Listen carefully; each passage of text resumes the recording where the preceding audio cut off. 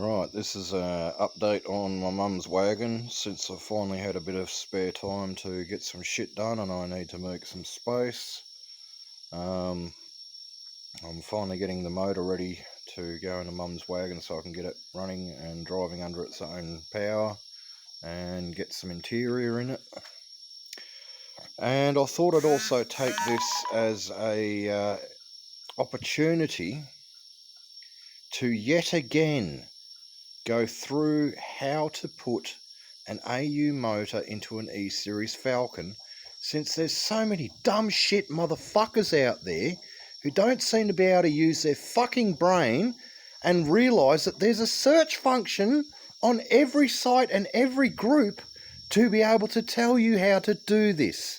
So here is the definitive guide, yet again, on how to put an AU motor into an EA through EL Falcon. It's very, very simple. Number one, use your engine mounts. Whatever model of car you've got, use your engine mounts. If you've got an EA, EB or ED, use those mounts. If you've got an EF or an EL, use those mounts. Very simple. Treat it like a bare motor swap. Number two, EA, EB, ED, all you have to do is grind down the fins on the front of the sump and it will clear the K-frame. EFEL, cut the sump, plate it, do not cut the K-frame. The K-frame is a structural part of the motor, of the chassis. That's a cut and nearly finished plating sump there. Gives you an idea of what you got to do. Alright. Now, everything else is straightforward. I don't know how the fuck so many people can't get this through their fucking heads. Use a search function. All this information has been available for bloody 20 years. We're in 2022 now. This information has been available since fucking early 2000. You can use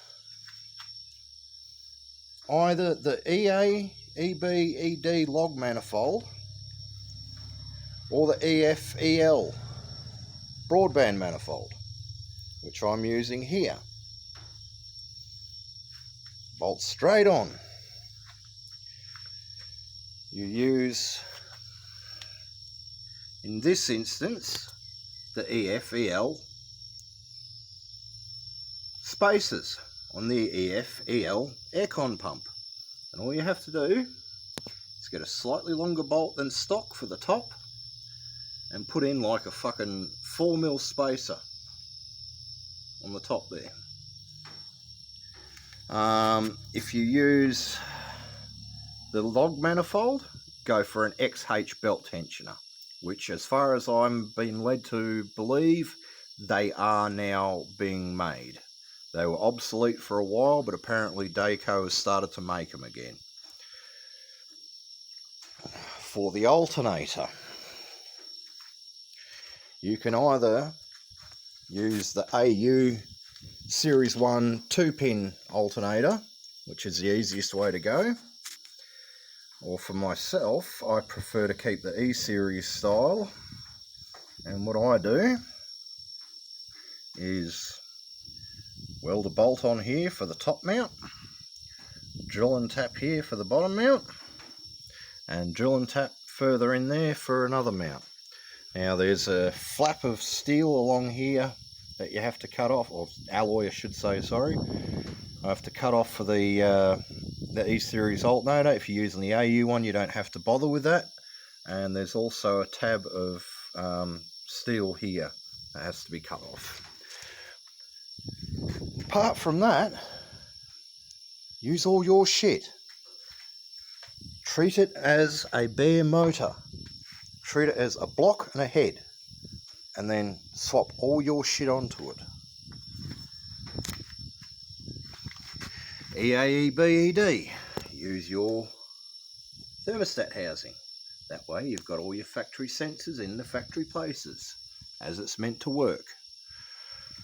Another thing that I do is I mount the coils up here, off the bottom of the thermostat mount.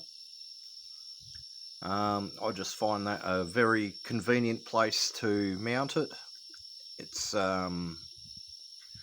quick and easy to change the coil if it shits itself. You're not having to crawl around under the vehicle and unbolt things from the side of the block. You do have to extend the wires for it, but that's a very simple thing.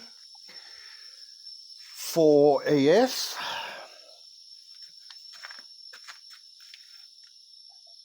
pull that out, take the gear off it, put it on your EF cam position sensor, and bolt your cam position sensor in. Very simple. For EA, EB, ED, EF, EA, EB, ED, EL, take the distributor out of your motor. Same again. Change the cog over and plot it in at top dead center, number 1, 10 degrees before. Simple. Just treat it like a swap of a motor. That's it. That's all you got to do. It's one of the most simple fucking swaps that you can possibly do. It's basically just changing a motor over. And there's thousands of fucking idiots out there who just cannot do a search. A very simple 5-minute search. And all this information is there for you, ready to go. No wasting people's